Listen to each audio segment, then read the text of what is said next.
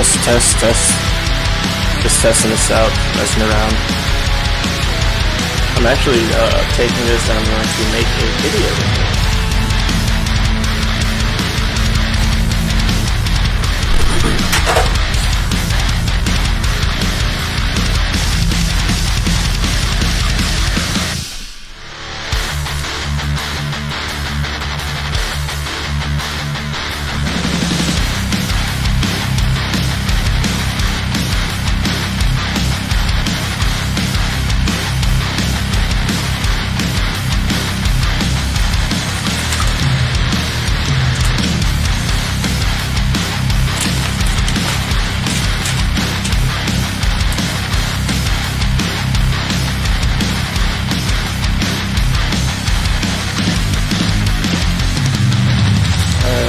Pretty much this is going to be used for a tutorial video for Moho Studio. It's my preference when it comes to animation because it's vector based, which is pretty much, you're getting all the goodness from 3D modeling and whatnot, but I focus mainly on 2D animation, so it's a compromise, and it's still a pretty solid program. It's still holding up as far as I'm concerned when it comes to abilities and getting things done. But right now, I ran into an issue where I wanted certain layers to appear on top of others, but I'm also kind of trying to simplify the process of rigging this together by having certain layer components on the same layer. I don't want to have to go and create the arms twice and have it on separate layers. I can just have them on one layer, but I ran into an issue when it comes to overlapping, and I kind of solved it, and I'm hoping to use this for the rest of the rig. But pretty much this will show you how to do layer sorting, essentially, with more control, and you're using the shape select tool to pretty much tackle this task. And I'm just going to show you here real quick. So I'm working on a body turn. Boom. And as you can see, the arm is overlapping the body. So to remedy this, I made a duplicated layer on top and below of the body, and I'm going to use a bow control to pretty much switch between those. So now you see the arms in the far back behind the body, but I can also use this bow control to bring it back on top. But I wanted multiple layers for this. The reason I created multiple groups of the arm layer or whatnot is so that I can have the arm and then maybe a leg below that, and then maybe the hand layer below that. But if I ever needed the hand layer or the leg layer to be on top of that arm layer, well, there's one on top of it that I can call. So pretty much having the slider to be able to drop this back and forward allows for different poses. And I can show this to you by the front pose, or say you have a situation where you want to cross the character's arm. Well, you can do that by switching it like that. But let's say I want this left arm to be below the right arm. You can do that just by switching the layer. So I switch to a different layer on top of the body, essentially, to be able to get this effect. And to do this, I use the smartphone actions that you find in Moho Studio. I have one assigned for the layer positioning. And let's take a look at the right arm. And as you can see here, I set out with 60 frames, and I have a copy of the arm, but at certain intervals of the smart action, I have the bone set to a rotation. So if you rotate all the way down, it's pretty much further away, and when you come up, it gets closer. So that's sorting through the layers for you with the smart action, which you can control through other smart actions. which is good. But right here I have it set so that the shapes disappear, because I didn't want to make multiple copies. I just want to kind of keep everything on the same layer. So this is going to be that shape at this layer, you know. But to counteract like the shape positioning on this said layer, you can just jump to another layer. So that's why I have multiples on top, and then you can also play around with it when it comes to different shapes. So right here, this is the arm nearest to you. This is arm layer 3, whatnot. This is a really weird naming convention. Now I'll play around with it later. But I have it set to be visible until you get to frame 10.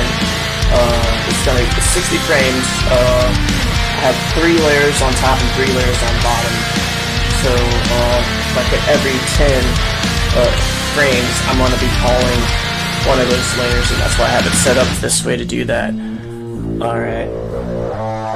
So as you can see here, from frame 0 to 10, the top layer's there, and I've illustrated this by changing the color of the shapes so that you can see it's actually doing what it's supposed to do, so that when it comes to modeling, you know it's going to work properly.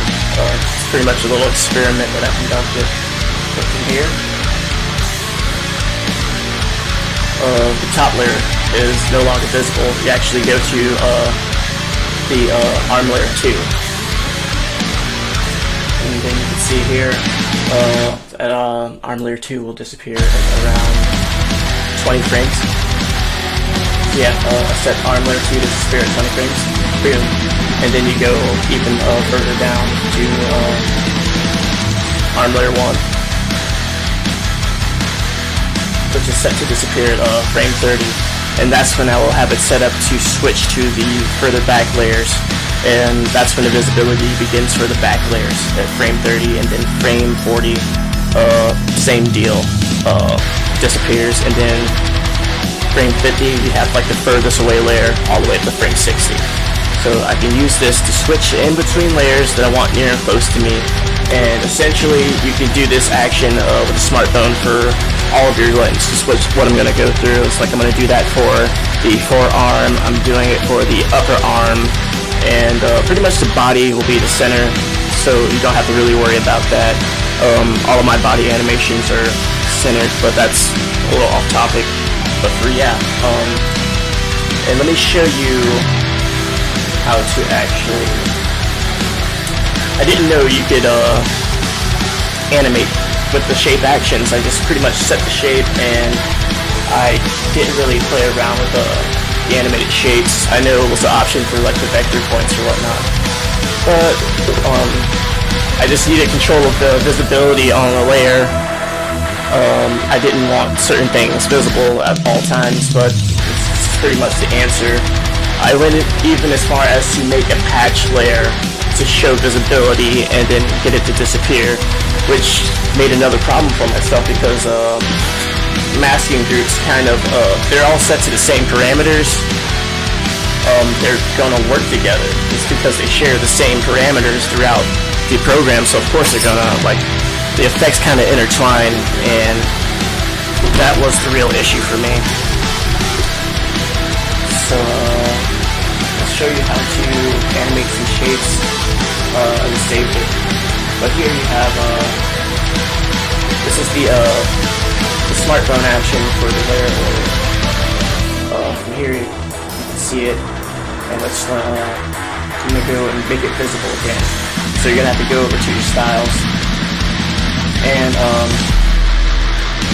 select the shape. The shape select tool.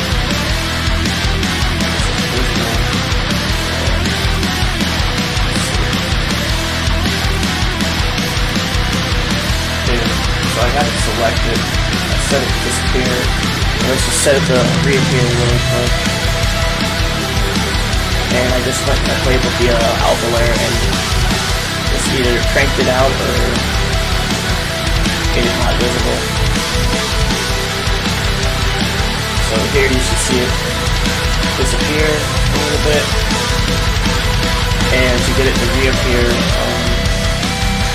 I need this to disappear. just gonna copy and paste that. You can copy the keyframes for this actually, but that was just to show you that you can actually have control it. It'll actually affect the animation timeline. Learning how to work with the timeline is also something else I could tackle. I plan on doing some tutorial videos, working with Moho, and showing from start to finish how you rig up pretty much a vector-based rig. And then I'll probably see if I can pretty much show you how to use the fundamentals for 2D cutout animation within a game engine. You can pretty much rebuild some of these things in a game engine. It just takes a little bit more work, which is what I'm probably going to be doing with my time. And then go from there and see what kind of crazy stuff people can come up with. But yeah, I'm just gonna paste this in really quick because I want it to act really fast when it comes to switching on and off. So I just added, as you see here, it's actually kind of hard to see, change the color. I think I'll do that for frame 0.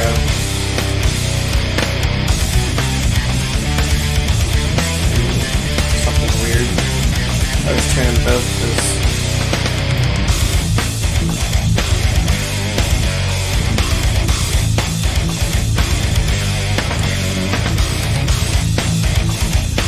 This is a mess. Now I'm just messing with the shade colors and whatnot. And they're animating, but like you have to... Pretty much why I have the 2 keyframes set initially is to kind of cover the quick transition that I wanted. I wanted to turn instantly from on to off, and I was able to do that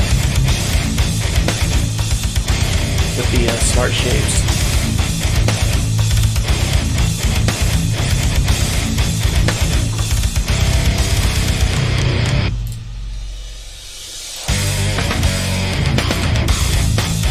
And this is just, it's a work in progress still. I just wanted to show off how to be able to do this, because when it comes to later on, when I have this fully rigged, it'll make more sense when you have a body rotation that can actually animate the layer positioning, which is why I created this bone control to be able to tackle this.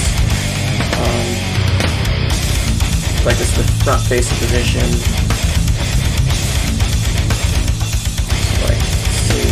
This frame, I want you to be far away, so let's find the go for that.